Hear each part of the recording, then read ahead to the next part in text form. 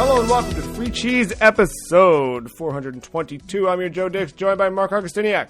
What's up? Matt Selner. Hello. The Free Cheese is a weekly video game podcast brought to you once a week by thefreecheese.com.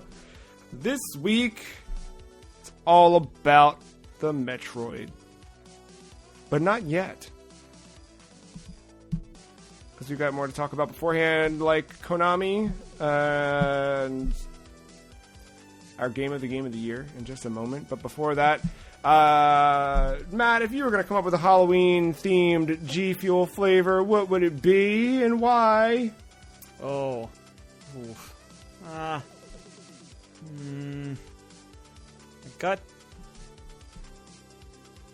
gut's going with Alan Wake somewhere in there, just because this is what's on the mind. Just don't know what flavors come out of that. Why don't you call it like Cauldron Lake. the Or you can call natural light? It's just water. It's just do just something swamp dumb. water. Do a mystery flavor that's called mystery novel. Oh, you suck. That's good. That is very good. I was thinking more something like... I thought that was terrible. No, I like that. I think it works. I think that... I was thinking like a swamp, something swamp, All right. because it takes place near a lake. Hear me out. I'm with you. You have a Scooby-Doo themed one, Yes. but it's just bong water. Oh. But that's the flavor, or that's the name? Or that's just... Both. All of it. All right. Very good. Very, very, very good. Episode 420 was a couple episodes ago, though. I'm just going to throw it out there. We missed it. They should do a Scooby-Doo. You know, just generally speaking, I know that we're long proponents of the Scooby-Doo from Scooby-Doo Software game. I forgot it. I did not know about the From Software iteration. I remembered the Evil Within, but what was Scooby-Doo? That was the one that never happened. Oh, did we say Cap? Sorry, I was a Capcom. All the above. Literally. I think they all need to happen. Like, the same way that we potentially have more than one Silent Hill game en route. Spoiler alert. We need more than one Scooby-Doo game. Give me a point-and-click adventure game. Give me a platformer where you just play as Scooby working your way through a kitchen trying to find items. He got shrunk down and now he has to make a sandwich out of everything he can find in a cabinet. Done. Probably 16 games like that on itch right now. We need more Scooby games. We need more Scooby stuff. You know? We've drowned. All that Marvel crap has just been... We're good. The well is empty at this point. It's time to bring back the classic Hanna-Barbera. Where's the SCU? The Scoob Cinematic Universe, Yes. You know? Yes. I mean, in their shows, I guess, right? They always have guest appearances. No, and- Mark, that's not how you do Cinematic Universe. You need at least 13,000 movies that compile to one movie that you use half of that movie to recap the 13,000 movies you were supposed to watch beforehand, and you're supposed to make everyone happy, but guess what? It was a fine movie and not a 10 out of 10. No. I'm And it not never will salty be. about another fucking cinematic universe in this world we currently live in. Not salty at all. Scooby, though. Scoob! They're doing, so they've got the one show, right? They've got the Velma show coming to HBO. Right. It's the Mindy Kaling one, right? Yeah, I could see that branching off. Yeah, I have didn't there know that been was a thing, any but other... I think it's not live action. I think she's voicing Velma and she's writing the show. All right, I have faith in her. And then I don't think there's been anything else since that was announced in regards to Scoob. I'm looking for a Riverdale-esque adaptation of what's the thing called? Who's the boys? Scooby-Doo? No, what's the Scooby-Doo and Guess Who? Scooby-Doo, Where Are You is the one Where I'm Are thinking You? of. Jeez, what a fool I am. Well, yeah, like Mystery Incorporated, I think, is the closest you're going to get.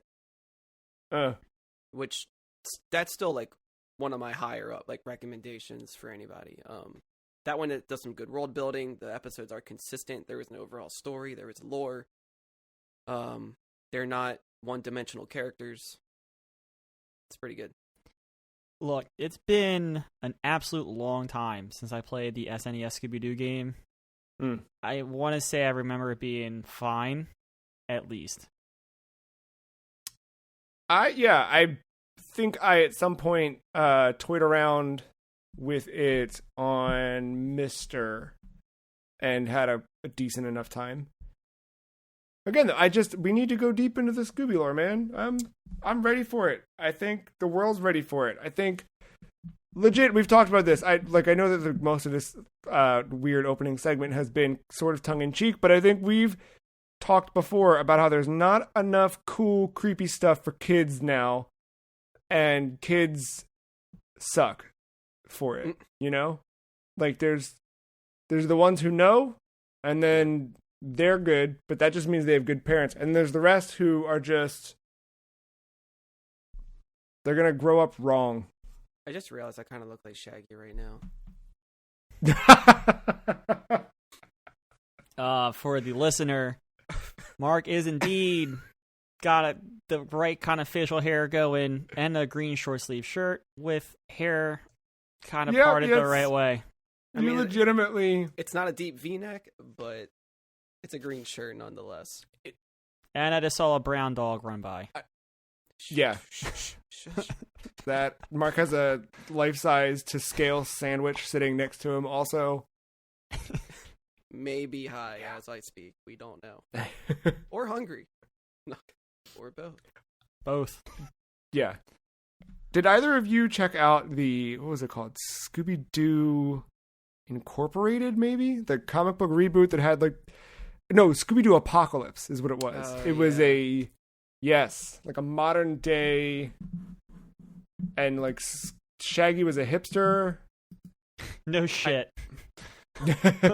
But he had a dumb hipstery beard, it was very much the curly mustache, curled up, waxed, and then just no side stuff, just right at the chin, pulled straight down, and right. Scooby had a kerchief on. It's the whole thing. It wasn't bad. I read the first couple of issues. It's fine. Still, though, we don't have the video game we deserve. A video game that could be future winner of the freecheese.com Game of the Year, or at least maybe in the top 5. And if it were, and it had been released in the last 5 years, it might be a game we talk about this week in our recurring segment, Game of the Year. This week's game, none other than 2020's thefreecheese.com Video Game of the Year, Final Fantasy VII Remake. We knew it had to happen. I'm happy it's happened later in the game here for us in terms of ranking these things. I also, little peek behind the curtain, did some cleanup on our spreadsheet that randomizes which of these games we talk about each week, and we are very, very close to being done talking about all of these games and ranking them. We're under 10, folks, so we're close. Which I think we kind of thought last week, but I did the hard math. We're right there.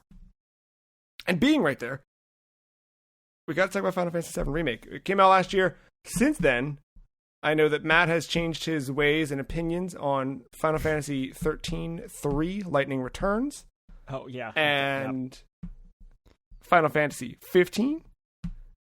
So I think that I'm very curious to see how Final Fantasy VII Remake, your opinion has or has not changed following your playthrough of Final Fantasy 15. After almost a year, I'm curious to see if Mark agrees with us less. I'm curious to see where I fall on it. Matt, I think this might be your point to kick off. I think this is my jam. I think this is your jam, and Mark and I are going to live in it. You know. All right, we're gonna peanut butter it, I think.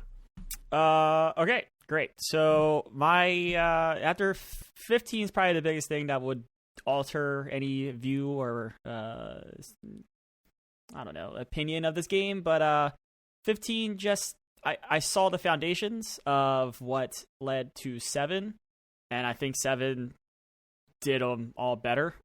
in almost every way.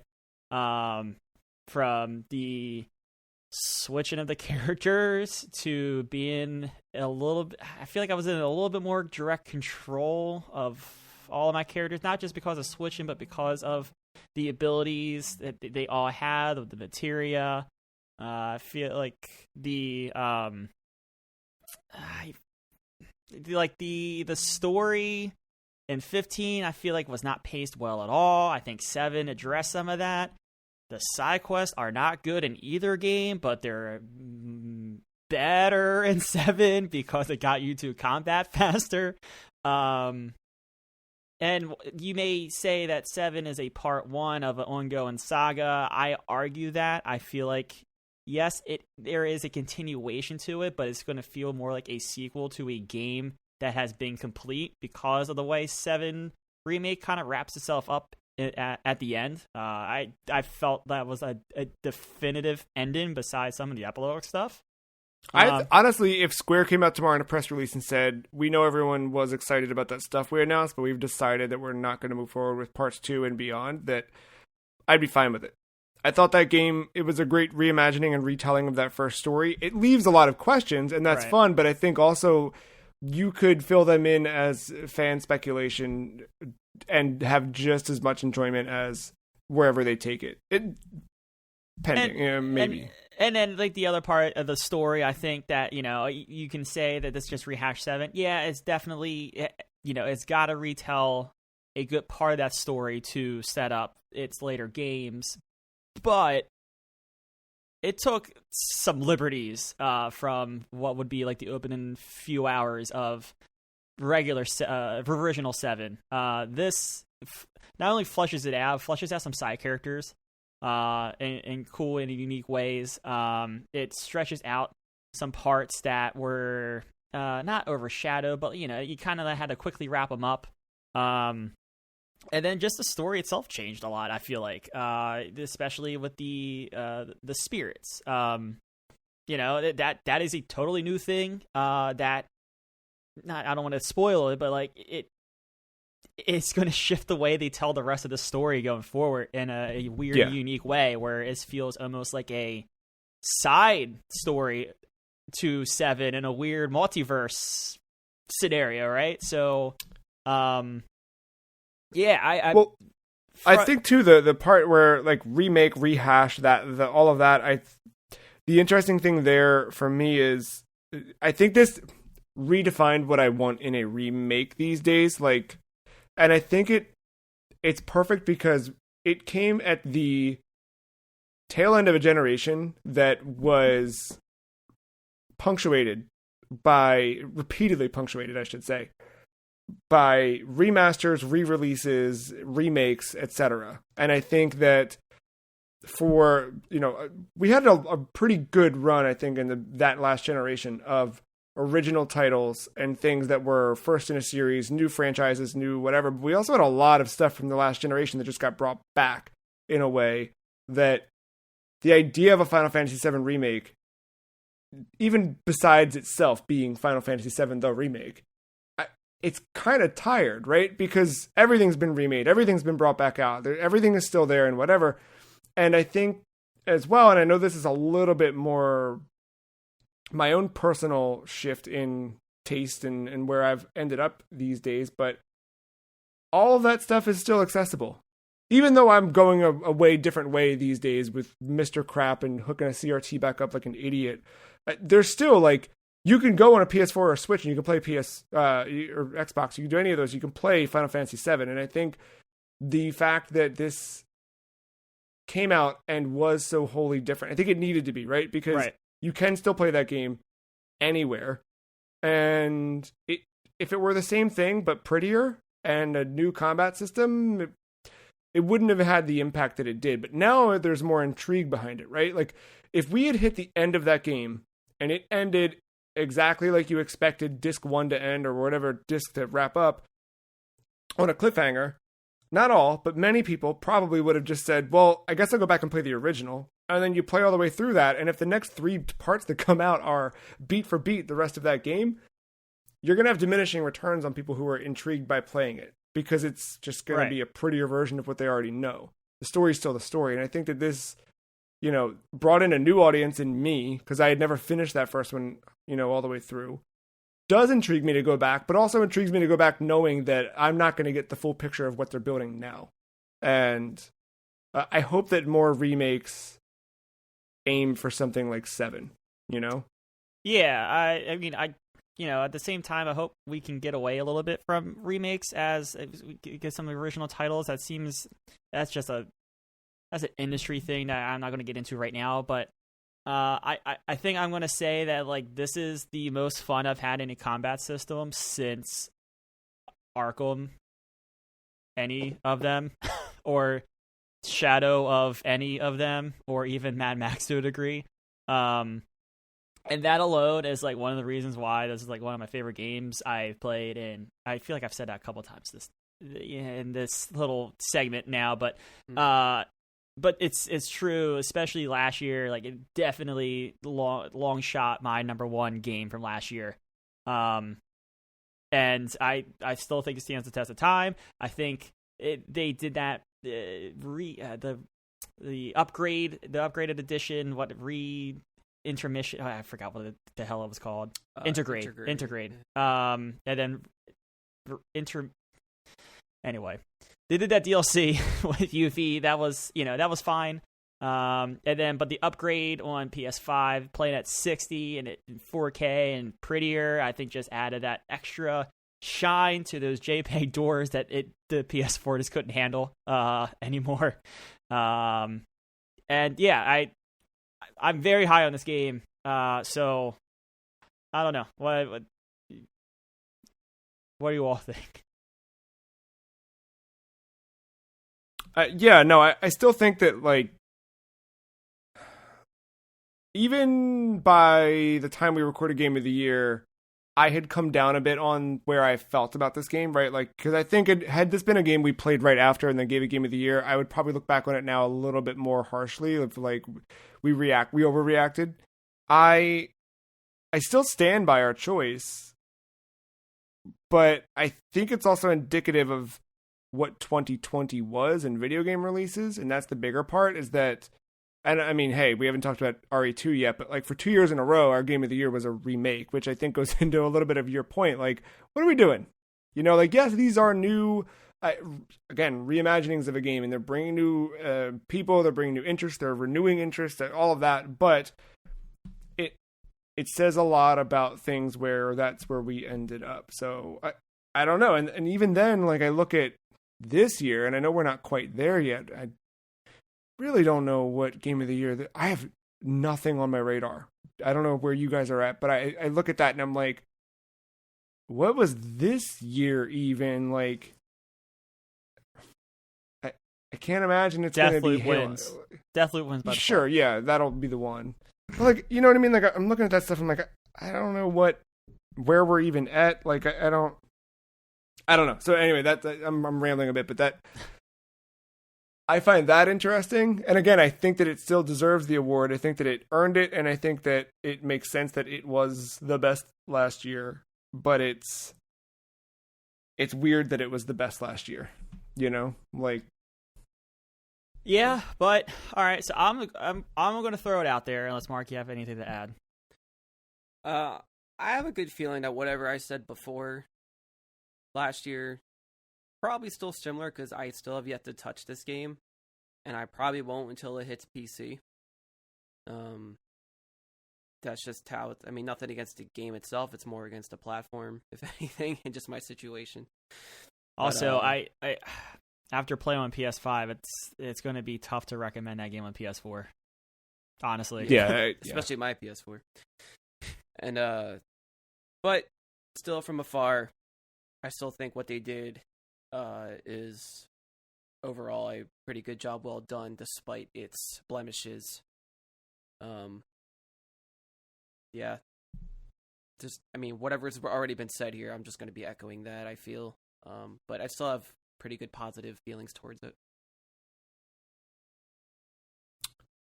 Matt, where all right, so I'm going to call some controversy here. I know that. I'm obviously going to listen to arguments and be reasonable, but this is my list based on where we're at. This is number 2 for me. Wow.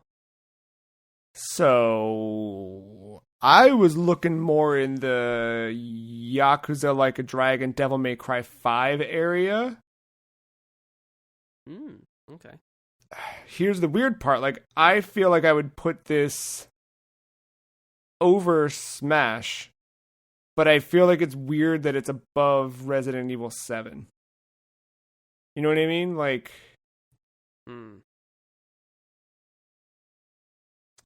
I was actually between Resi and Smash.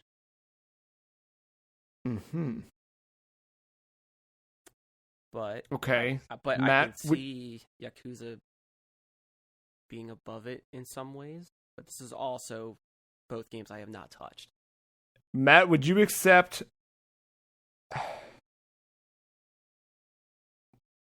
above Smash, below Doom? Yeah. That's fine. Like I said, you don't think it needs to go higher than Doom? Mark, do you think it needs to go higher than Doom? Well, like I said, my personal list, yes, but like I said, I'm not going to be an asshole about this. I know I'm the highest of highs on this game. So would you go lower? That would you I mean, ignoring later news we talk about, that cast aside, I still put it above Smash, but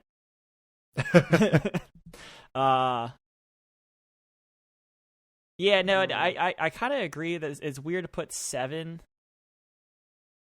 It's weird to put 7 above. It's weird to put 7 below it, but then I think it needs to be above Smash.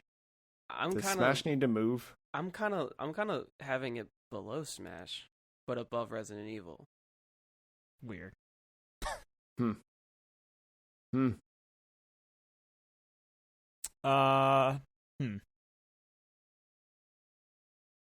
But we're all kind of in the same area, so yeah, it's not too drastic.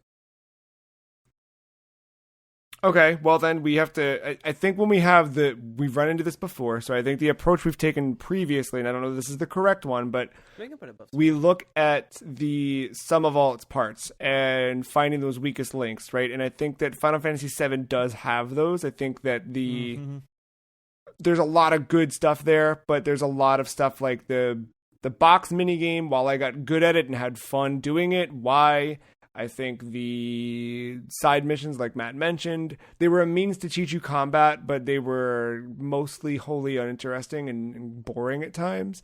Where I feel Resident Evil 7, I don't remember a bad part of that game, like through to the end. You're making that face, Mark. Like, there's some. Like the ship. The ship was that was kind of a slog. Just some of the character interactions could have been better. Yeah. All right, but the character interactions, there's 5 Stan Lees in the background of Final Fantasy VII at one point. So, like, I think wish-wash. Yeah. Are there 5 Stan Lees in Yakuza? I mean, Yakuza's got a pretty well-balanced cast of non-playable characters and interactive. It's the combat system for me. I love Yakuza's, like, fucking everything around it, but it's the combat system. There's some unique parts to it. I'm not going to say it's, like, boring turn-based, but it's at its core, it's just a turn-based thing. This has layers of turn-based and magic. It's this weird blend of it's an action RPG, but you can play it in any kind of way. You can play it straight up action. You can sit back and play RPG. It's weird and dynamic the way it works, and I enjoy that combat system, and I think the whole package in 7 more so than Yakuza. Not to say that that's a bad thing for Yakuza. I think that's just saying where I'm at with 7 again. But like I said, I'm being reasonable. In a way, I can see it as being above Smash. I don't think that's not like a impossible choice in my mind. Does it go above Doom? I don't even know. I feel like whatever I say, it just doesn't carry much weight, you know? Yes, it does. I mean, just because I just lack the gameplay experience. I know what you mean, yeah, but I can see this between Doom and Smash. Does that seem like a natural resting place for this? Us. I think that's good for us. Yes. All right, I'm gonna lock it in. Okay. I think that makes sense. Whoops, it did it again. Oh my gosh. Played with your heart. Okay, so then from top down, we've got Nier Automata, Tetris Effect, Doom, Final Fantasy VII Remake. It's just the name of it, not the remake. Super Smash Bros. Ultimate coming in at 5. With Resident Evil 7, Yakuza Like a Dragon, Devil May Cry, Hitman, and Hyper Light Drifter rounding out your top 10. Pretty good list, I think. It's a good list of games. It is. It keeps going as well. Into next week when we return with more Game of the Year. But before then, it's time to discuss the inevitable. Or hopefully the inevitable, right? Like, we can only hope that this is actually inevitable and not just a hoodwink awaiting us. Last week, Mark talked about games mechanics that always bring you into a game. We talked about a specific genre or a feel or a thing in a game that keeps us. It doesn't matter. All you have to do is just tell me that's in there and I'm going to play it. And simultaneously, a rumor began that Konami is very seriously considering reviving 3 of its most popular franchises, which happen to be 3 of our favorite franchises, respectively. The original report from Castlevania, from Video Games Chronicle, cites anonymous sources claiming that 1. Castlevania is being reimagined with a brand new title. 2. Metal Gear Solid 3 is being remade. And 3. Silent Hill has multiple projects in the works from external partners. This we heard originally way back in February, where Bloober Team was rumored to be involved in a way, and an unknown other studio for a more traditional survival horror. I want to know, I think, like, peeking back at what Mark said last week, not peeking back, but hearkening back to what Mark said last week. Duh. You put out each of these as they come out. This is the answer to Mark's question last week. Hey, Mark, what's a game you're always going to play? Silent Hill. If it has Silent Hill in the title, I'm in. Right? And the same goes for Castlevania and Metal Gear for Matt and I, respectively.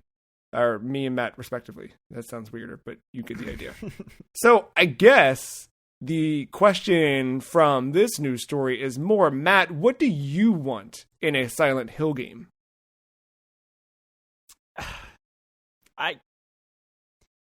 I've never been the Silent Hill man, but House Benefit is a good time. And PT, when forced to play that, I did not have the best time, but I think... Sorry, for those who don't speak Spanish, Matt was referring to the dollhouse Beneviento, right? I forget the name of it now. Yeah. Beneviento, yeah. Yeah. In Resident Evil 8. Yeah, I think PT, as I was saying, I did not have a great time with that. I think you all had a great time with that, watching me play that. But yeah. No, I think there is there's a cool aspect to those types of scenarios where you're not absolutely powerless, but you feel it. And it's just like this slow, it's not jump scares. It's just slow tension that just builds and builds and and it never even like ruptures or pops, or if it does, the payoff's so good because it was a nice slow cook. If you slow cook those meats, they taste so good. Same with the terror. If you just let that simmer all day, it's going to pay off. Would you play a Silent Hill game? I mean, yeah, 3 years away from probably a potential release, yes, but yeah, as we get closer, it'd probably be a no. But I'd be interested. Like, I think I knew 8 was gonna be more action oriented, but I played it and I got through the Beneviento part. I played PT. with help of friends near me, but I played it, right? I could do it. I think I could do it, but it's I'm not looking forward to it in a good way. Mark, how do you reimagine Castlevania?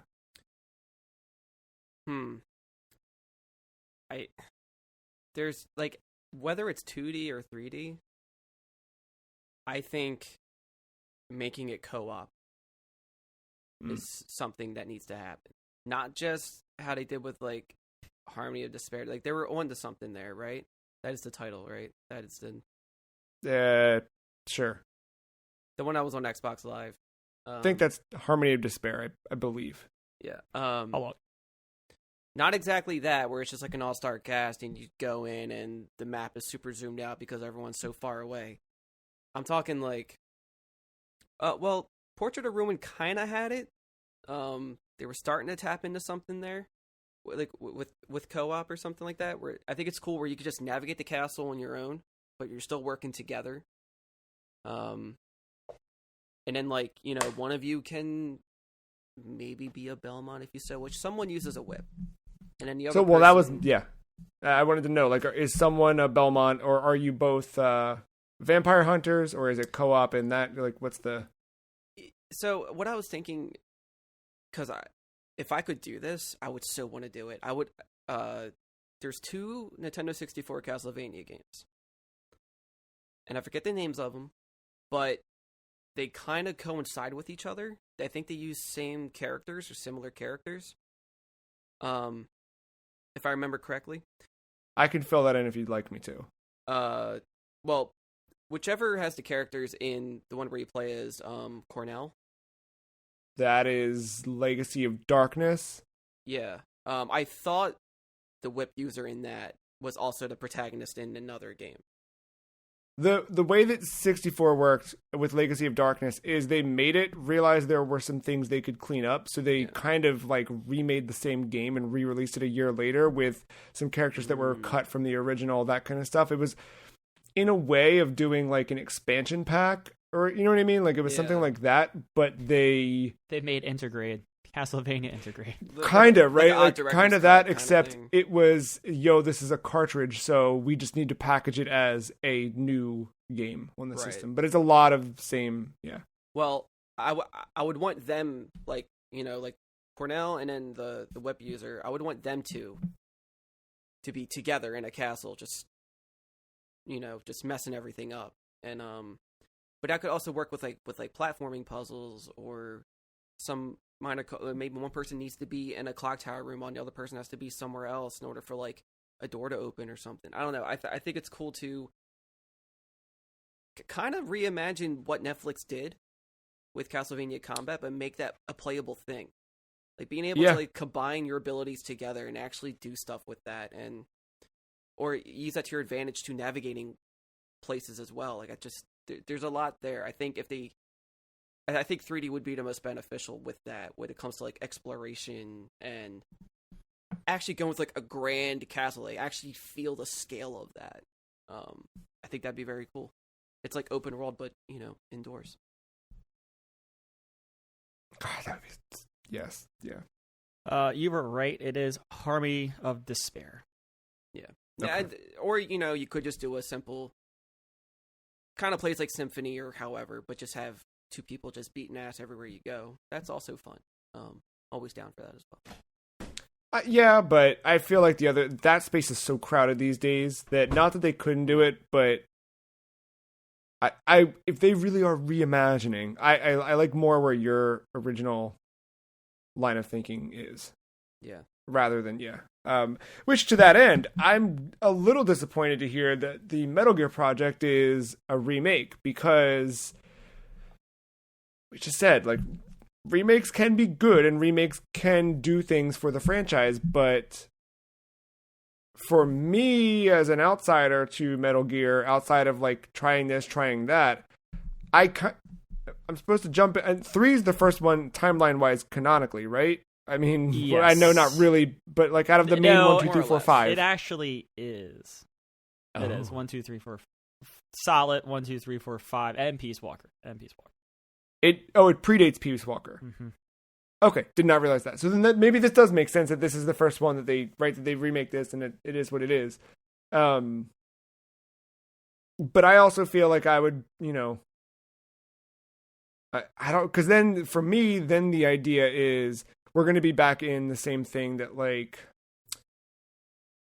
I don't know, that like Resident Evil 2 kind of happened, where like I jumped into 2 as a remake, fell in love with it, and fell in love with the series, and now I'm ready, but like to go back to 1, it doesn't play as well as the 2 remake. To play 3, I had to wait a year for that to come out. Then 4, that's even more like, yes, that was a pioneer of its time, but it's still, it feels dated a bit at this point, unless you're playing the superior Wii version. But 5, right, like they're not all as accessible or whatever, and that's where I feel like 3 comes out, I want to play 3, I'm probably going to want to play the rest after that, and then what happens. So, I don't know, but I'm intrigued to see what happens with the Metal Gear stuff, and I don't know. I the other side of it too is like I think that there's so much of a stigma, even though it's been a while, it has not been that long since all of the Kojima stuff, and I think that there's a weight on Metal Gear, especially where it's so married to Kojima that kind of without him, I feel weird about where they go. Like I would hope that they would just break clean, but could they even break clean, right? Like is there a Metal Gear Solid without those characters and without that, I know that Kojima's editing gets a lot of flack or lack thereof, I should say. Like there's too much in those games. Like, is that what gets cleaned up in this, or is it? That's where my head's whatever attempt 1 was not good. So let's go back to the drawing board there. Yeah. Yeah, we'll see. If rumors are to be believed and true, then we should hear word about the Castlevania game first.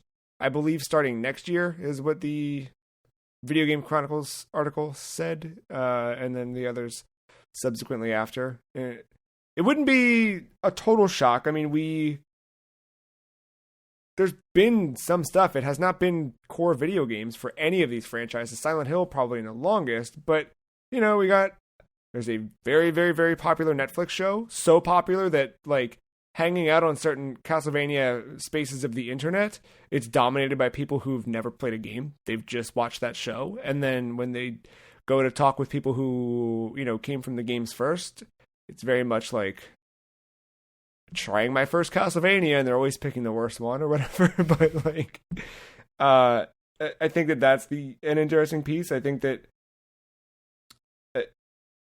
with Netflix, I feel like there's Silent Hill merch all the time, and there's enough of a familiarity with it that I think probably a lot of people, myself included, who've really ever really experienced those games. And again, Metal Gear, like that. Metal Gear is a known property. Metal Gear has a movie coming out with like there's like enough things that the Bomberman game that came out with the tie-ins, there's like little things Konami has done that have made you think that there's someone inside who's at least like, no guys, we gotta do this. And I think it might be partially because of 2020 happened and a lot of Konami, where we saw them leave the big game market and move into mobile and casino gaming. They could not really do casino gaming last year. And I wonder if a little bit of that money getting eaten up is something that propelled this into, next stages. I don't know. It still hurts to hope though. So I don't know. I don't know. Like you said, there's been a lot of things pointing this way. It hurts to hope, but I have hope. Yeah. And I'm eager to. I'm just, it's been a few years. I mean, for all these games, I don't count Survive. That was a piece of shit. Since, proper Metal Gear and Silent Hill and Castlevania, I'm curious to see what they end up doing. in there they said that they're open to doing not just all these internal properties being worked on internally, but working with external companies like was it Bloober? What's the Blue? Yeah, Bloober team was the one. Yeah, there's Silent Hill. It's could anybody productions steadily external nowadays? Like, is that True. Yeah. And then if he's tagged in, which one is he doing? Is he doing Silent Hill or Metal Gear? Right, yeah. I don't even know, and I don't know what. I know what I don't want, right? Like I think we all could make a long list of what we don't want, knowing what we've gotten in the last little bit. But yeah, time will tell. Anyway, I think for us, we talked also recently about how we're kind of hitting the end of games available for us in a series that we love so much. Like we're running out, and I think those 3 franchises are definitely prime for that. Where we can keep replaying ones that we love, but there's no new of those franchises for us to jump into and enjoy. To that end, has there been a game series that you have played through entirely, except for one? You've played every game in a franchise, but one has always eluded you for one reason or another. Like one game within that series you just haven't touched? Yeah, or maybe not. Maybe it doesn't have to be as harsh as one, but like you're a fan of the series, you've played a lot of them or all of them, but there's just one that you never finished, one that you never quite got into, etc., etc. Yeah. Zelda. I have yet to play any of the original DS games. Oh, okay. Never played Phantom Hourglass or Spirit Tracks. They've also been hard to find. But aside from that, even when they were out, I didn't care to look at it. I didn't care to like really play it then, but I want to now. Yeah. I've been slowly trying to go back and kind of like play through some of those and just like finish, because there's a lot I haven't finished, but there's a lot that I've played. Like Link's Awakening, I've never finished. Both versions, or all 3 versions rather. I thought you did finish the Switch one. I started I got further than I've ever gotten, but I just never committed. I never beat Skyward Sword, but I know all the beats in that. I got really close to Minish Cap. That one, I got to the final boss, and I could not beat him for the life of me. And then just haven't gone back since. So that one's a real kicker. But I think that might be it. Not counting like spin-off stuff or whatever. Like, yeah, I think I think in the main core series, like that makes sense. Yeah, but I think that's it. I mean, haven't played through Triforce Heroes for. It's a spin-off. We don't know that because it's a direct sequel to Link Between Worlds.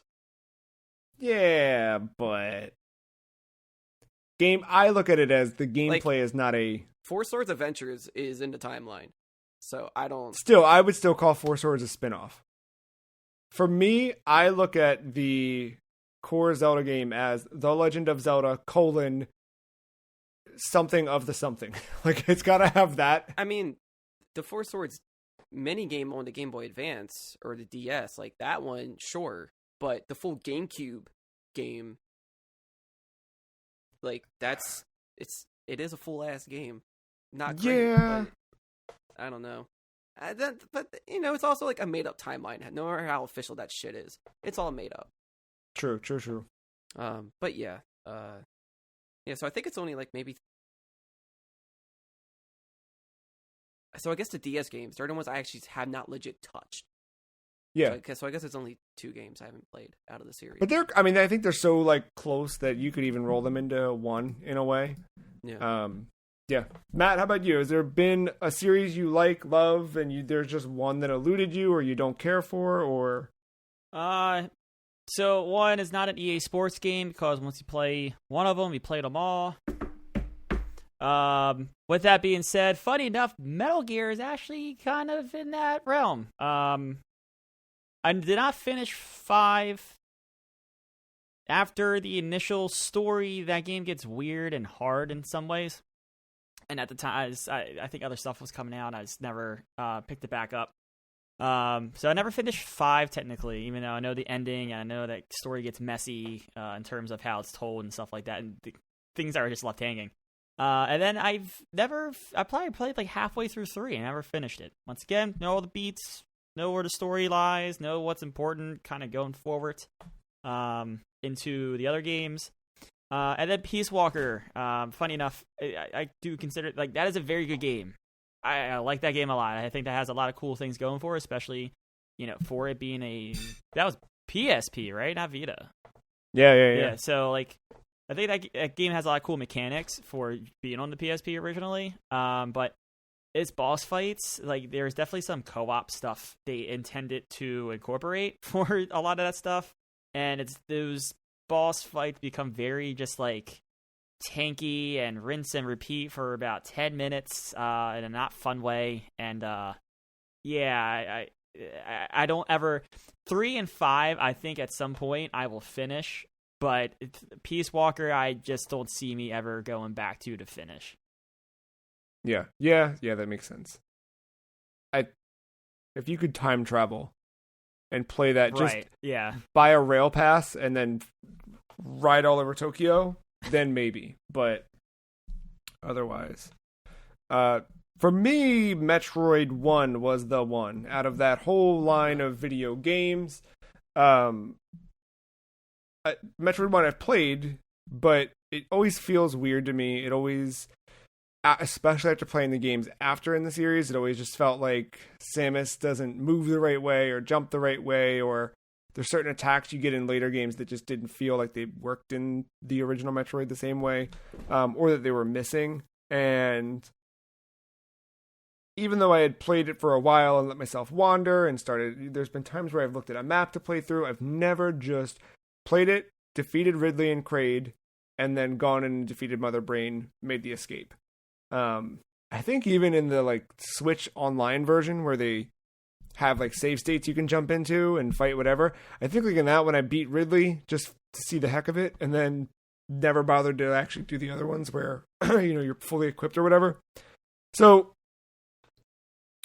leading into Metroid Dread coming out this week, which we'll talk about more in depth next week, but leading into that I wanted to play Metroid again, and I started firing it up on the Mister, and just a couple hours at a time, or I should say hours, probably, I don't know. I spent time with it this week. I don't remember my actual hour count, but I played it, and over the course of a few days, I'd play. If I died, I'd write down my passwords that I'd literally write them. I wasn't just taking pictures of the screen for the password. I'd grabbed pencil, write down the password, then I'd go to put it in the next point and be like, was that a lowercase p or a q or an L? I don't know what. All right, I guess I'll figure that out. And I avoided looking up maps. I avoided using save states. To be fair, I was at if I died, I relied on the password. But at the end of a session, I would do a save state in the Mister just so that in case I had the password wrong or something like that, I could at least jump back to that point. But I was not doing it like, if I died, reloading it. If I died, I was starting wherever you spawn at, the elevator at the top of the beginning of that area you're in. But that was it. I was playing it as if it were on an NES. And I hit a point where I was pretty close to having most of the major upgrades you need. Like, I had the high jump boots. I knew I needed the Various suit, but I had a good chunk of missiles. And I just knew enough about the game, like, I could probably get to Ridley and knock him out tonight and then go to bed, and then maybe tomorrow night I can run to Kraid, and who knows, maybe after that get to Mother Brain. But I started thinking, like, man, if I just keep wandering and kind of like plotting, because I was jotting notes and like drawing little map, like here, very crude, like not at all, whatever. But I was like, if I keep doing it this way, I'm definitely not going to hit it before Dread comes out. And will I ever finish this game, right? Because it's the one I hadn't finished, and I should finish it. And I said, heck it. And I pulled up a map and I said, okay, let me get to Ridley real quick. I got to Ridley, took out Ridley. No cheating, no save states, no nothing. Just killed him. He was tough, but I got him. Survived. Actually, he isn't that tough. He's not as tough as you think he is. So I took him out.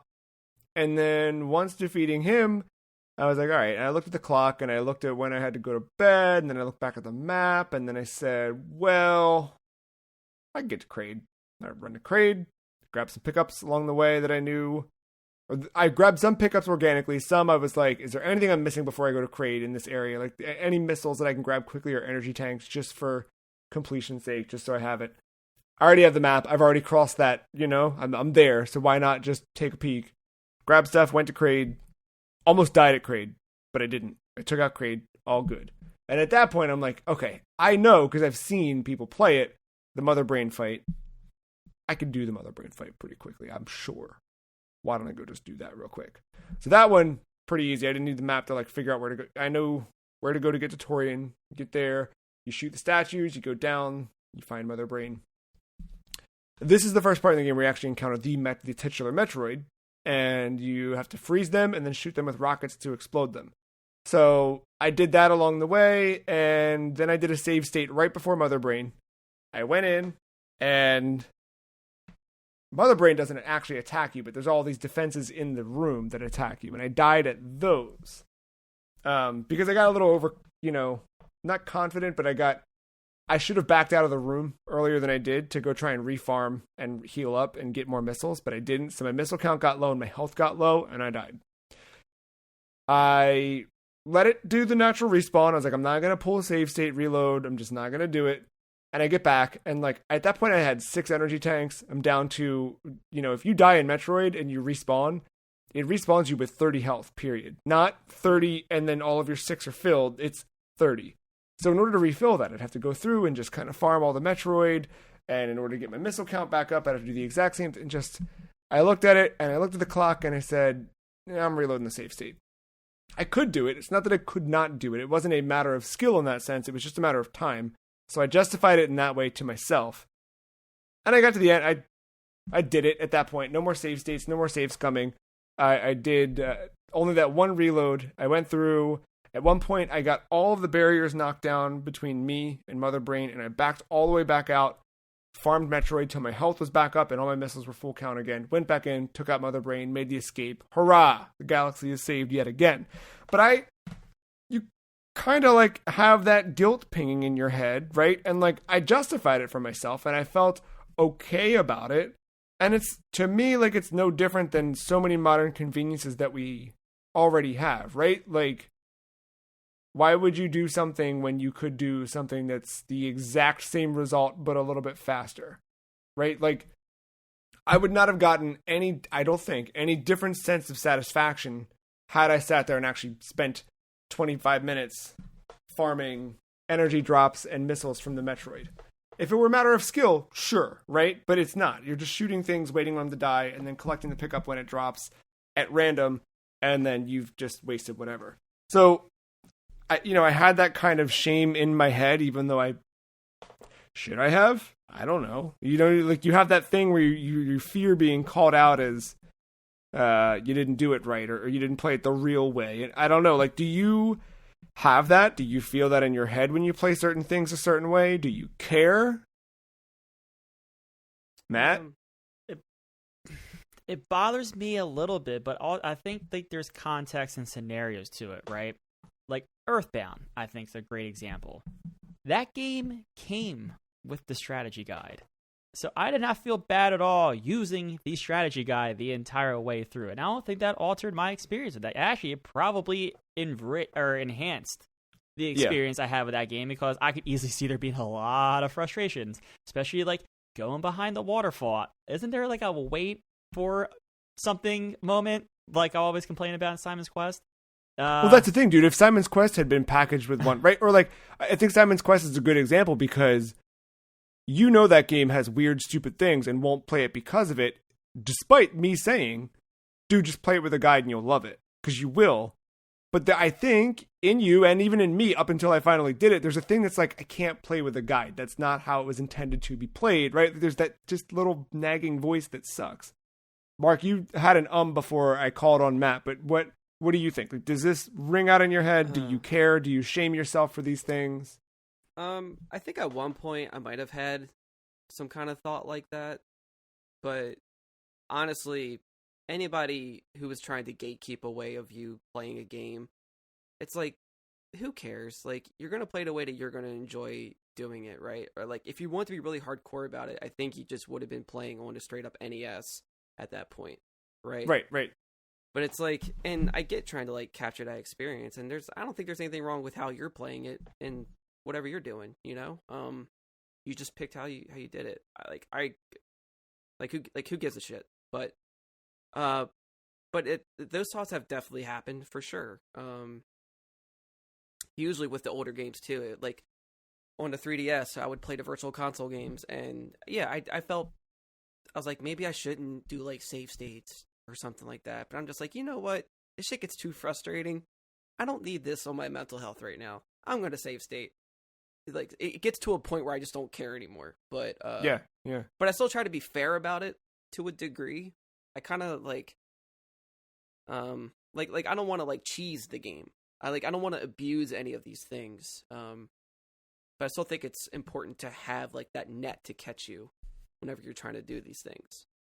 Yeah, I think like one of the ones I saw recently after the Castlevania Advance collection came out is people talked about how in, I think, Harmony of Dissonance, the way that you get cards in that game, because remember there's like a card system in all of these, the way you get those, or maybe it is Circle of the Moon, either one, what you get when you kill an enemy, that randomization, it is calculated at the time of death for an enemy. So because this has a built-in rewind feature, you could kill an enemy, and if you don't get the card drop that you're supposed to get, rewind it 5 frames, let it play out again, and just do that instead of actually leaving the area. You're still saving time in a way, but you're also, I think, in that sense, kind of gaming the system and exploiting that in a way that, like, sucks. But maybe the original game sucks for having that in there, too. Like, that's the, you know. You bring up a good point, and you're making me think about Animal Crossing. Uh-huh. Now, that one is intended to be played daily. Don't alter the time. Right. But people exploit the shit out of that. To like, and people shame people who exploit it, right?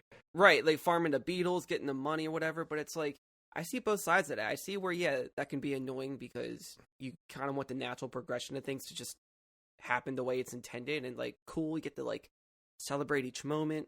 And then there's people who are just like, you know what, I've been through this song and dance so many times, I just want the fucking money now, and let me buy whatever, you know? Yeah. So like, I definitely get both sides of it, but because like, if you rush it, then it's like, all right, you know what you're in for. You're gonna get everything done in like 2 days tops or something, and what do you do then? That's how it was the first time my brother and I popped a Game Shark in and played a Supersonic. Like, yeah. We had tried for years to get all the Chaos Emeralds and always fell short in one way or the other, and you never got to be Supersonic. And we were like, well, what if we just did the thing and we were Supersonic? And it was awesome. And then we didn't play Sonic ever again. It's not true. But we took a long break from it because we got the thing, right? We got the final achievement of the game, and there was nothing left to strive toward other than just leisurely play. And at that point, you move on to something else that has a new challenge for you awaiting. And in that way, I think we ruined the game by that. But we had also put so much time into it. So, it again feels justified, but... but I love stuff like that sometimes. Just messing with Game Shark and just going into a thing and just whatever. But yeah, I think when it comes down to it, I think it's just the player's own pride that they got to deal with. Yeah. Matt, you've had your hand up with your eyes for a while. I'm sorry. But I think what Mark said, the safety net. I think that's where, like, if you like a game and you just can't advance it, like, I don't see the harm in, looking it up just to see. I'm not saying look at the whole walkthrough, but it's look at what the next step's supposed to be to get you jump started and excited to play the game again. I've done it with every Souls game. At some point, they get so obtuse, I don't know where to go. I look it up, and I move on to the next area, and I have a blast again. I just did it last week. I got stuck. I couldn't get through a wall. I needed some kind of doll. I felt like I did my run. I didn't resort to it right away. I went around. I definitely found some nooks and crannies in the map, but I couldn't find the nook or cranny I needed. Yeah. And it was an area I thought I went through, and I didn't. I looked it up.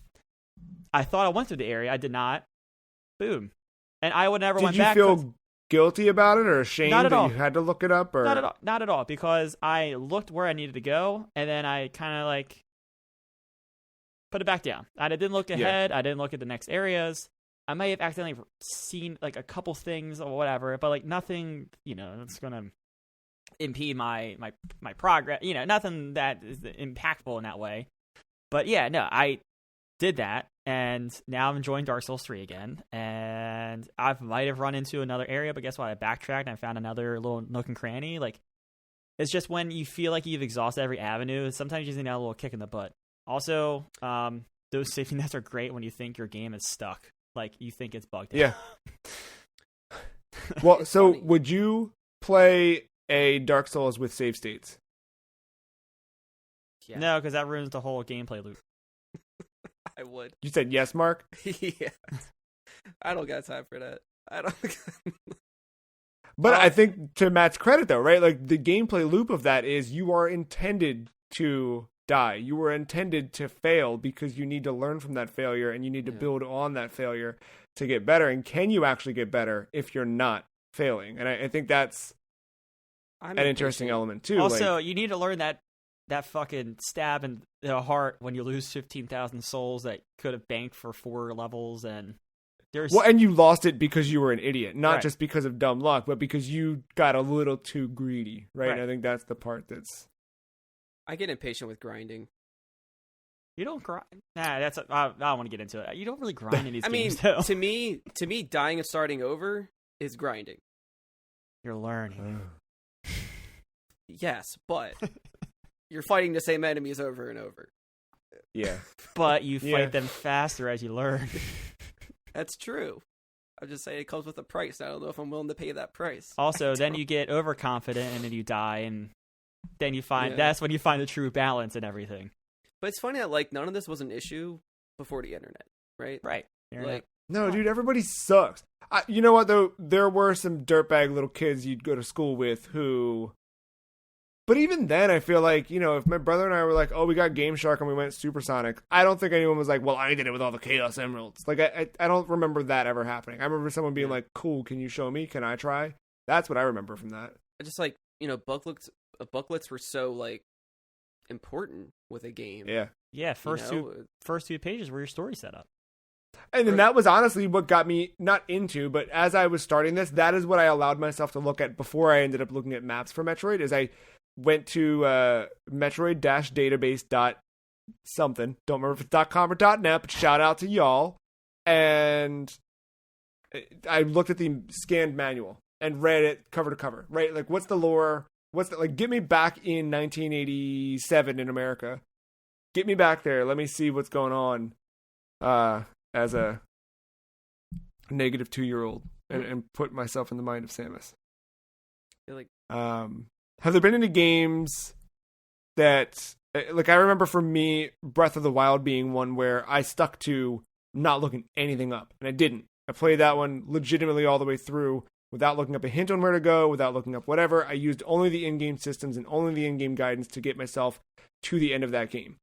After the fact, when I was like, all right, time to do some side quest cleanup, time to go do some of this stuff, I was like, all right, where do I go to do this side quest? Because it's kind of esoteric where I'm supposed to go from this little hint. But that I felt was wholly rewarding. And I've done a few since then where I've really, ever since learning from that experience, I've really tried to avoid looking anything up. And that's why I think I felt so extra guilty for Metroid, because it's the first one in a long time where I was kind of, by the end there, playing next to a map, and that didn't feel as good as Breath of the Wild did. And it felt like in ways maybe I was cheating myself out of some experience. So has there been an example recently where you've stuck to something traditional and it's rewarded you? I think we heard like a little bit from Matt, like where sticking to that in Dark Souls worked, but also breaking it when needed also works. I can give an example of a game where you absolutely Sure. need a guide nowadays, unless you have the original copy.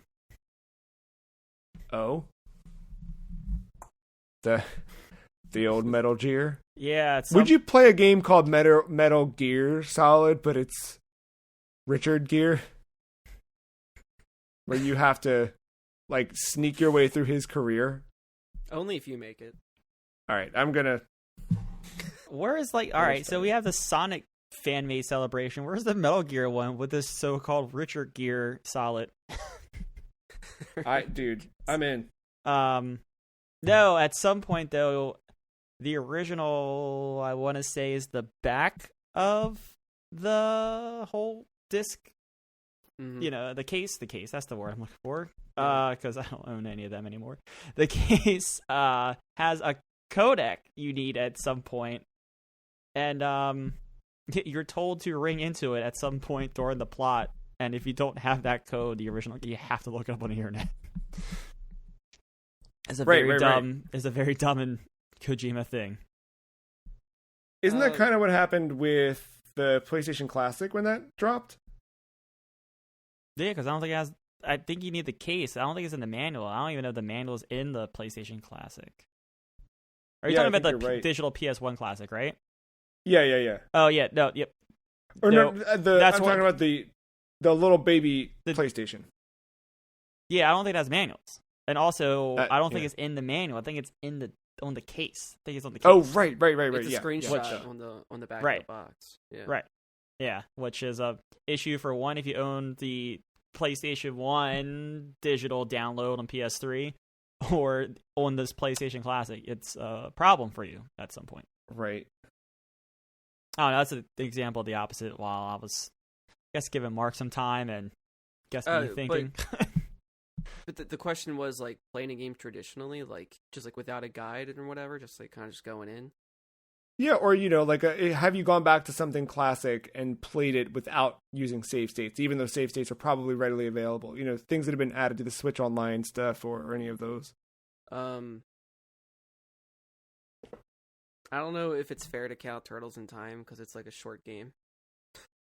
It's like half hour or something. No, but I think that the interesting thing with arcade games specifically are things that were originally like coin operated is playing them on a single credit. Like, yeah, there's in the shoot 'em up genre, or the what do you call them?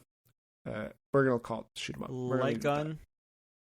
I'm thinking more side scroller or top down shoot 'em, like or like a Gradius or those types. Oh. There is a very much in that community of fans. I think there is it's a rite of passage to one credit clear those games. Right. So yeah, I think if that's what you're headed with Ninja Turtles.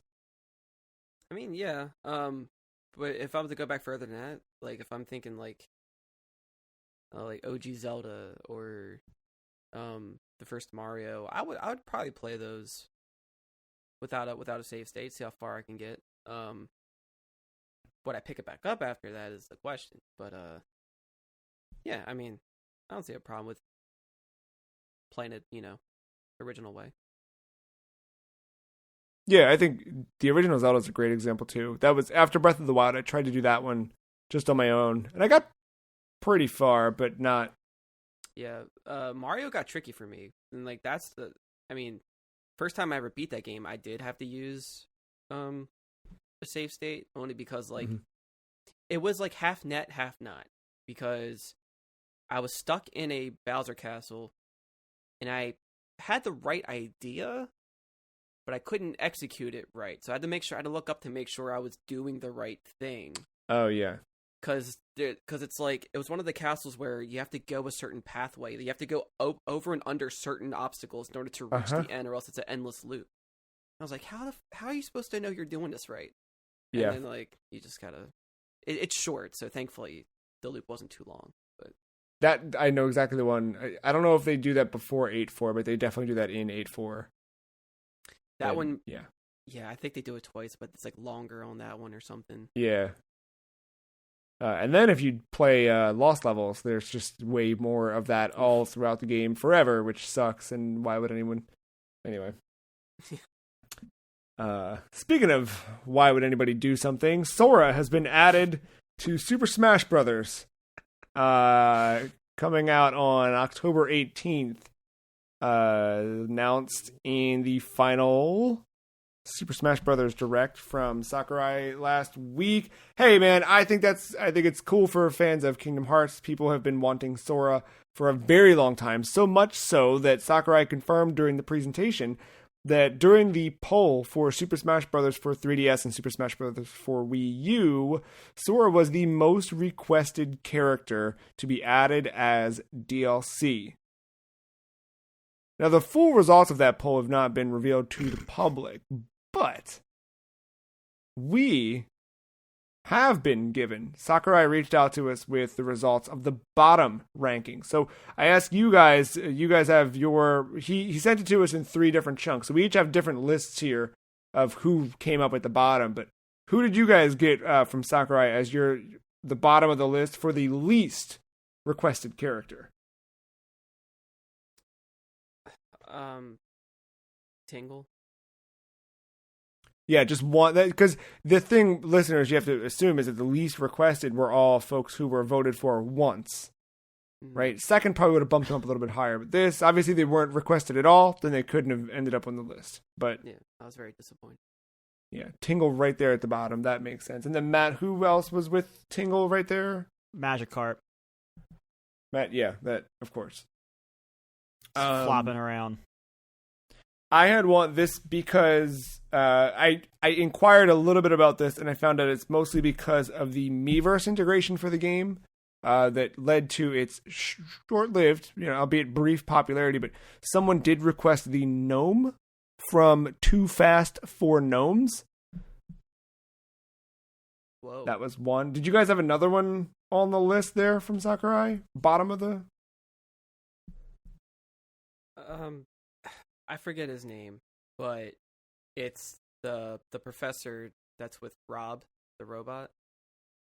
Oh, no one knows his name. That's right. Just the professor with Rob. Yeah. You know what I'm talking about, though? Like, you always see him, like, when you're playing with the Rob game, he's like the character you not really control, but kind of control. Yeah. Matt, you have another... Yeah, everyone wanted the most popular Fast and Furious franchise to cross over. Of course, asking for Dom, but that one person wanted Vin Diesel acting as the producer for the new Arc game. Way back then, I love that even back when this happened, people were looking for Vin.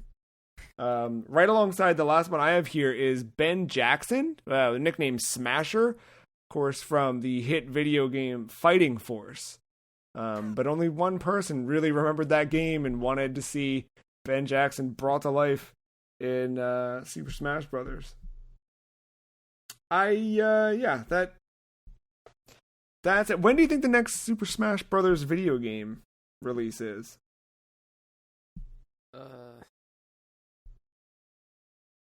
Probably whatever console comes after the Switch. That makes sense.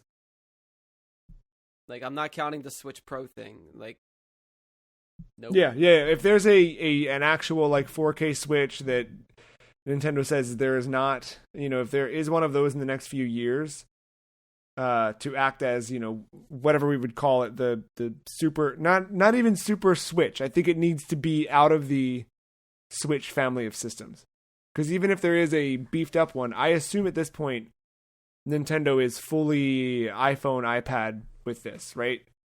Where they keep growing the brand. Maybe do you guys think do you think there's a future without the Switch family? I mean, I asked that. Yeah, like, at some point, right? I'm not saying it's now. At some point, probably, but yeah. Think about what Iwata talked about with the Switch, right? Before it was called Switch, when it was NX, it was known as the idea behind it is that he looked at iOS and iPad, how they did things a little differently, but they worked together as, quote, brothers in the same family, right? And I think that now we see the Switch Lite, the Switch OLED, and if there is a potential other model of this that's down the line, I assume it's the same thing, but they could theoretically keep doing that the same way that iPhones. I know that iPhone changed its internal architecture, so stuff that you were playing on your phone in 2010, you probably can't play today in most cases, unless those games have been updated to support 64-bit architecture. But broadly speaking, the iPhone's still the iPhone, the iPad's still the iPad, and they still kind of talk to each other in most ways. Do you feel like we could go a decade of Switch? Software wise, maybe. Hardware, I don't see Joy-Cons lasting much longer. Oh, yeah. At least in their current state. Well, I think that's I see the Switch still being around in 10 years. Not this Switch, but Switch 2, Switch Pro, Switch something, other renditions of the Switch Lite that don't use Joy-Cons as more of a traditional format there, like a GBA. Yeah, I mean, like I said, I don't like the Joy-Cons on their own one bit for the most part. There's a couple of games where I kind of like them, more slow-paced, turn-based kind of stuff, but if I, like, you know, Down and Dirty, Shovel Knight, Mario, that kind of stuff, no. But I think the Switch can iterate like it already has in a way, right? So I feel like consoles need to last longer if games are taking longer to make. But at the same time, hardware is accelerating at an exponential rate. So, like, it's tough. That's why I think last generation lasted forever. It was because developers could only get out 2 games. Yeah. Or like it takes a whole life cycle of a console to release a game. Some developers just skipped a whole generation. Yeah. What studio? No, Team. Team Eco. Team Eco. Where's yeah? Who was it? You go back further than that. Metroid 64. Fumito Ueda. Yeah, Ueda. Right. Yeah. Who were you saying, Mark? So I was like, Metroid 64. Where's that at? Yeah, that never happened. Well, that's their next game because we've been waiting for Dread, so the natural sequel. Yeah. Metroid Wii U. Where the heck were you? You know what I'm saying? Nintendo Land. Yeah. Mark, I tried to get you a name on that professor from Gyromite, but nothing. Gyromite. That was the name of the game. No, nothing on it. Just says use Rob to help the professor cross the path. And he makes like a cameo in Tetris DS. Sure. It's like, all right, why not? Who are you? It's just Dr. Not Light, Dr. Dark, maybe? I don't know what to call him there. Mark, our last piece for the week. You've spent some time in the dark with Alan Wake Remastered. Out now for all, well, not all, but many modern platforms. Yeah. It's an interesting revisit. Rocky start. Oh? Well, I mean, yeah. From what I'm gathering, I don't know how true this is or what, but I think the people behind the remaster isn't exactly Remedy. I think it's the people who helped do the Mafia 2 remaster or something like that, which I didn't hear good things about that. So ran into a couple bugs. I don't know if this game has been patched since then or what, because on Epic I just have it to like do it automatically, so I don't pay attention when it does get updated. I haven't seen anything about updates, so maybe it's all hush hush. No, just kind of secretly dropping them out. But I was having some bad lighting issues when we first started. When I first started, like, because that game is about literally light and dark. Whenever it comes to like lighting, like some things would just be too bright, along with the too dark. And the best example I can think of was when there was this truck, and it was like highlighted. It almost looked like it came out of Tron. There was just these lines everywhere, made out of pure light. I was like, this is weird. There's a dead dude lying by the truck. His skin is just light. So he's wearing like a puffy jacket and jeans. That's all normal colored and fine. But his whole face and hands, pure light. And I was like, that's not right. Stuff like that shouldn't be happening. No, this is the new It's remastered so that it's scarier. He's in a light being. Right. No, but I was trying to look up things about it. I was trying to fix stuff on my end, and eventually I was able to optimize it through GeForce, and I think that fixed a lot of the problem. Ran into a sound issue where like a cutscene just wasn't no noise, but I could pause the game, navigate the menu, could hear that. I could hear gameplay outside of the cutscene, but it's just that cutscene. But Epic has a thing where you can verify the game, and that kind of like refreshes it for, I guess, for lack of a better definition. But that seems to like kind of fix a lot of issues people have had. Because I had to re-verify it, go back in, play the cutscene, and now it's working. So like the first couple hours of the game when it released was like, but now I'm better with it. I do like this remaster. I think it plays pretty well. The performance is really good. I do like the newer character models. Lip sync is still a little wonky, but I think that's to be expected from like a game from like 2010. Yeah, but that's one of my biggest pet peeves. It like when that stuff's off, I'm like, I don't even care. I'm just gonna skip every cutscene now. It's like it was only off for like maybe certain words here and there. It wasn't like a constant like in your face thing, but it is a detail that you do remember. Yeah. When it does happen, but nothing so far in the game has, besides from those bugs, haven't like really made me like stop playing it. Now that I've been able to like find fixes for stuff and whatever in a quick manner of time, so that is good too. It's good I didn't have to like wait like a week for like a patch to drop out, like, or whatever Cyberpunk had to deal with, like something like that, like yeah, right. I'm glad it wasn't anything that serious or to that extent, so I think that's pretty good. But yeah, revisiting this game, it's been nice. I was gonna play it sooner before this remaster was announced, and I'm glad I didn't. The visuals do make a big difference, and it's weird going into remasters because you don't really think about that stuff. Like, yeah, it's a remaster, it's prettier, but if you don't have the side-by-side comparison, it's hard to really feel how much of a jump some of these remasters actually do. Some of them feel a little needless. I don't think this game technically needed a remaster. I think it is fine, even though it does look dated. I still think there was something okay with that. But this, I don't know. I like it. It's cool. It's good. And plus I just wanted to support it because I love Remedy. I love the way they make their games. I love how they tap into all these different mediums and whatnot to tell a story. And I think that's been true ever since this game. I don't think Max Payne's really done it a lot.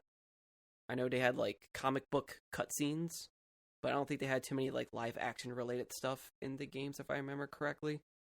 Or stuff outside of it to like promote the game that's like still like in world in a sense. Like, for example, when Alan Wake was first coming out and it was an Xbox 360 exclusive, they had a mini series you could watch called Bright Falls.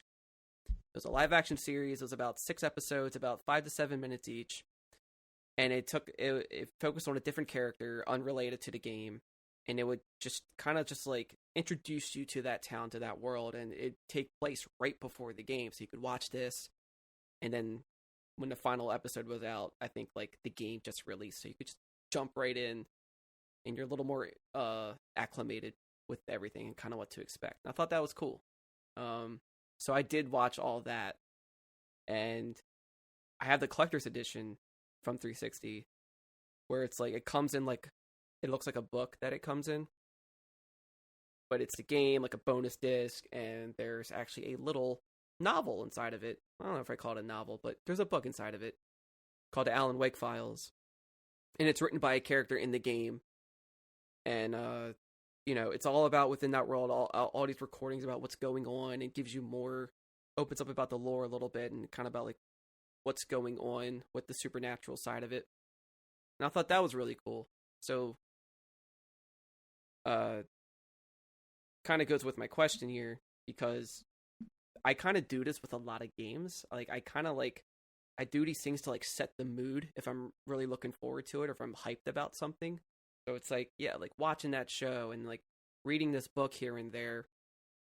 And then like just getting the atmosphere ready outside of the game so I can enjoy the game that much more, just with a little more immersion. But I feel like I do that with a lot of things. So do any of you do something similar? Like, do you have like a certain like any like rituals you do, or like or certain things you do to set the mood before jumping into a game, or any of them? Yeah, I like to go onto the internet and I type in the name of the game and the word hentai, and I get myself real ready for the game. How ready did you get for your Automata then? Surprisingly nothing, dude. Just a bunch of like kids drawings. I do it, I think, to a fault depending on the game, where I burn myself out. I can. I have the capacity to.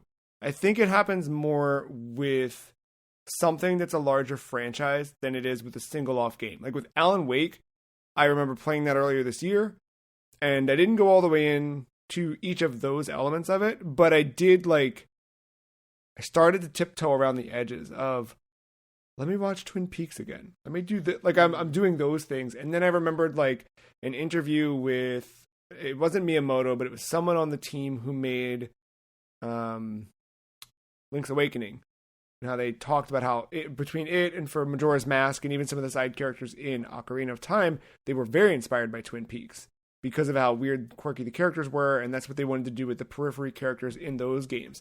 So then it got me back into, I should play Link's Awakening again. So like by playing Alan Wake, I end up playing Link's Awakening, and I think there's a connective thread in that sense.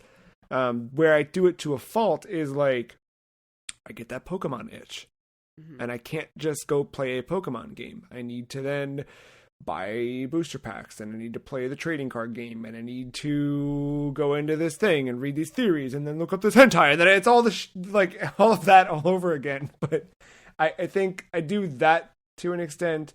Same thing with Final Fantasy 15. I already burnt out on it because I got so stoked about playing that game, even in small. I was trying to do it the right way. I tried so hard to let me barely tread into this, but then I'm like thinking about what 16 looks like. I'm going back and like, even in a small way, like not necessarily playing something or watching something, but just like immersing myself in like Amano art, or looking at like the original character designs for some of the games or things like that, where like I'm looking at the behind the scenes stuff way too much that I burn myself out on those things. I think that's a skill set I don't have, that I'm envious of those who can immerse themselves in a game and a world and a setting and whatever, and remove themselves, right? Like, yeah, because like with me, with this game, it's like, I'm not obsessed with, I mean, I do like Alan Wake as a character, but I think that world that Sam Lake has created, I like the vibes of that place. It's very, very Twin Peaksy, and just that atmosphere, and then the music choice reflects that a lot. And I think that's where I usually tend to go towards the most with a game, is like if there's music in it and that helps set the mood more, like it triggers my imagination more. So when I'm not playing it, if I'm driving somewhere, I'm always listening to my music on my phone. I'm now making a playlist based on the music that's played on the radio station within that game. And I named the playlist like that radio station's like 97.6, like KBF, FM, whatever. And it's cool because the remastered version keeps track of all the licensed music, or music in general, everything, even statistics of everything you've done in the game. It keeps track of all that stuff. So it's cool that I'm able to find these actual songs and not have to like search through subreddits and forums. Like, what the hell is this song? I don't know the name. Yeah, of it. yeah, or download the thing from right. And so that's helping me a lot. And I think when I plan to do the nightmare difficulty, you have to beat the regular first, like normal mode first to get that. Because I'm trying to get all the collectibles, so I am using a guide this time around to find everything, because I don't want to like have to comb this more than I need to. And that's been a wonder. That's been cool. You didn't earn that achievement. Yeah. I'm scrub. But that's been fun. But there's commentary tracks with this game. And I think there's one originally but then there's a new one, and I plan to listen to that on the harder difficulty just to get a different experience with it.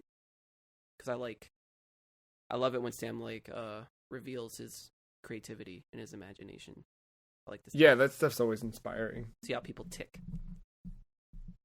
Matt, do you have a ritual or something to get you, immerse you? Do you go way too in? I wish I had something as cool as what you all do, but I don't think I do that.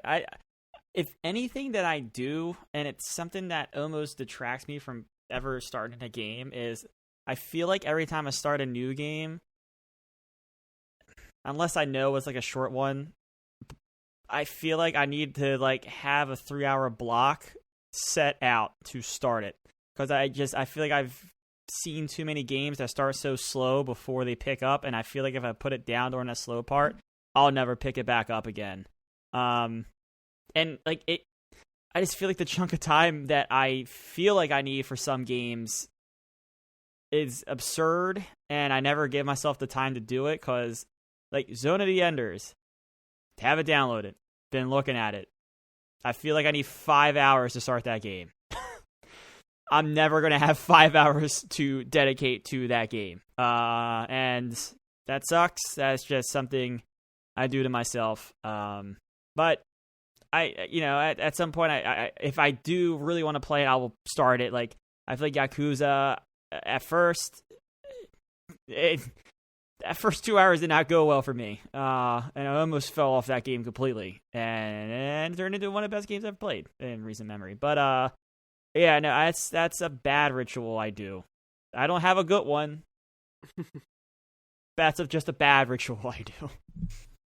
I'm with Mark. I will start that with the best of intentions, but I have that awful personality trait where I ain't just eating 2 Cheez-Its, dude. You know?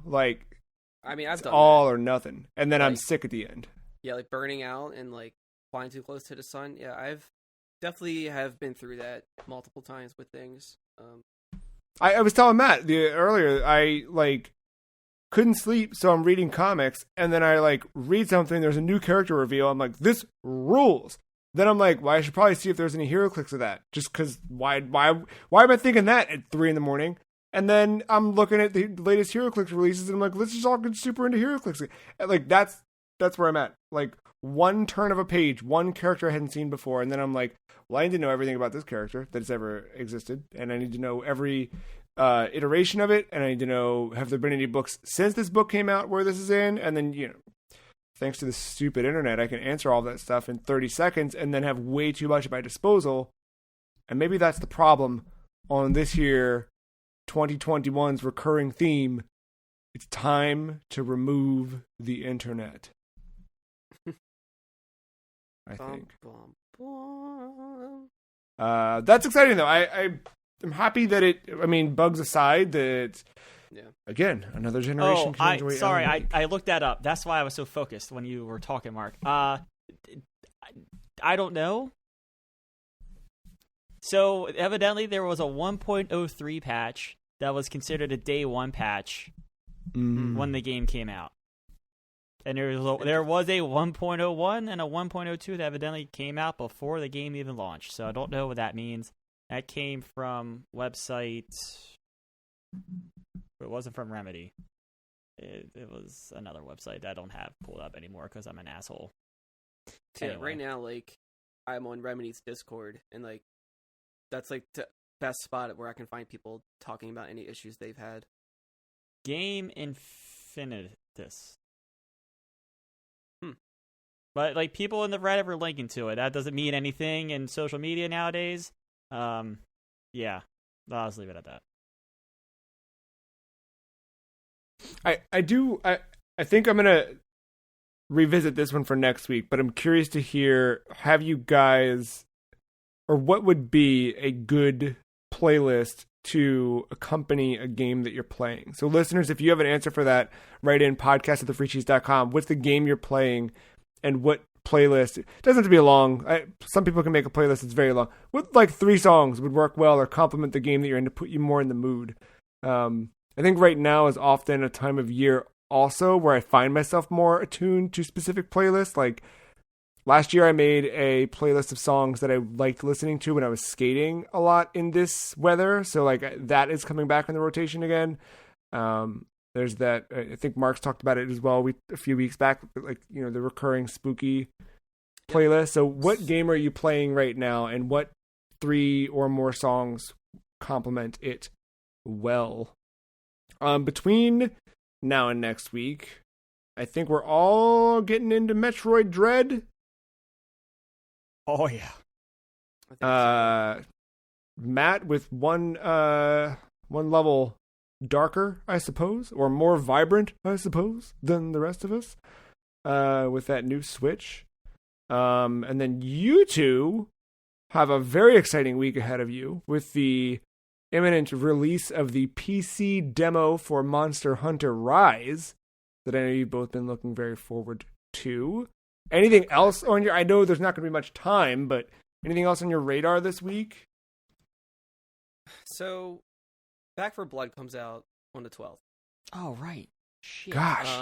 Fuck. I ended up canceling my Steam pre-order, just for money reasons. But it's also coming to Game Pass on PC. There it is. Yeah. Best deal in gaming. So, I Keeps was on like... clapping. I guess that's where like my pride kind of came in for a second, because I was like, I wanted Steam achievements, and I don't know, I played Left 4 Dead all, mostly on Steam and all that, so I just kind of wanted everything to be in one spot. Yeah. But now I don't care. I just want to play it. Now you have now you have a cooler gamer score that you probably didn't earn because you looked up all the guides for all your achievements, you cheater. Who told you? No. Not that I didn't look up a guide at all for any of my Dark Souls, Bloodborne, or Sekiro achievements. Because I earned them. Definitely did it all. I earned these gray hairs. Do you see that? No. But yeah, so I figured, to play through that, it's probably going to be the same experience. I hope for the best. Yeah. But yeah, so now that money I can probably put towards Metroid. So nice. Nice. Matt? Metroid Dread. Obviously, I'm very excited to play that both in handheld and on the TV. See what that new Switch looks like in that OLED. This is the second. I never got that Vita OLED. I think this is why. I think somewhere deep down I want the Vita OLED. I never got it yet. So I think this is me making up for it a little bit. Dark Souls 3, keep plugging away at that. I didn't have anything new to offer this week. A lot of watching though, not people playing the Monster Hunter Rise demo, unfortunately. TI is here, ladies and gentlemen. By the time this goes up, group stage will be done. However, you heard it here that the main tournament will be starting Wednesday, Thursday. I don't know the exact date, but it would be in a couple days from the time you're hearing this. If you hear it the day it goes up. It's a fun time. I think they have cast for those that don't know what Dota is. I think there's a lot of, if you like any kind of esports, I think there's a lot to be had. I think there's a lot of entertainment, even if you don't know the game. I think there's ways to figure out the game with some of the cast. And if you know it, more credit to you. Don't watch that. Well, if you don't, simulcast. Yeah, sorry. No, don't watch that simulcast if you're at all interested in any high-level commentary, because I heard them talk about a Steam Deck for an hour today instead of calling the game. And when they did call the game, they were like, that was an interesting team fight when I know 5 of the moves that happened. I would like to hear high-level thoughts on that anyway. Just pick a stream and go for it, I guess. If folks have not checked out Dota before, it's basically Pokemon Unite, but with characters you don't know. Right? Yeah. Or characters you might recognize from the Artifact card game. Right. Yeah. The 32 of you that are still playing. Right. Correct. Yeah. But just Pokemon Unite, just quintuple the character selection, and you got it. Yeah. Just like that. Bingo boingo. You set a bank, you need to destroy, and then you destroy. Boom. That's it. And the timer counts up instead of down. Yes. I also think that recording-wise, we're going to be in a weird spot because before next episode goes up, DC's Fandom will have happened. All right. but we probably won't have recorded before it happens, so that'll be a strange one. But I'm very curious to see what happens with those DC properties and those types of things. Are there more games than the 2 we already know about? Where are they at status-wise? Is there? That I'm all... Ed Boon's supposed to be there, evidently. Oh, gosh. Yeah, right? So, like, is Injustice 3 happening between now and next week? There is also an Injustice animated movie coming out, so just... Right. Hey, look at you. Warning. Temper expectations. Look at you. Probably used a guy to look that up, too. Fucking cheater. Zoinks. Yeah, bringing it back. Yep. Yeah, I want the Scooby-Doo game to be announced. Scooby-Doo fighting game. Man. Scooby-Doo versus Mortal Kombat. Let's do it right now. First Injustice versus Tekken. Right now. The animated Mortal Kombat movie, the second one, they did a little nod in the beginning. Showed a WB logo. What was it? Was it Squirt? No, Daffy Duck was just jumping around, right? Yep. And Ultimate Shaggy grabs him, pulls him back into another room. It's Scooby-Doo versus Space Jam. A new legacy. Let's bring it. LeBron James versus Shaggy. I'm in. Believe me, I'm in. Yeah, I don't know what else besides Metroid this week, really. That's the big one. So, yeah, until now and then, you can find us on Twitter. The Free Cheese is at Some Free Cheese. Mark is at _mental. Matt at MattyIce131. Podcast at thefreecheese.com. Give us your video game playlist. Until then, thank you, Mark. Thank you, Matt. Thank you, listener, for listening. See you next week.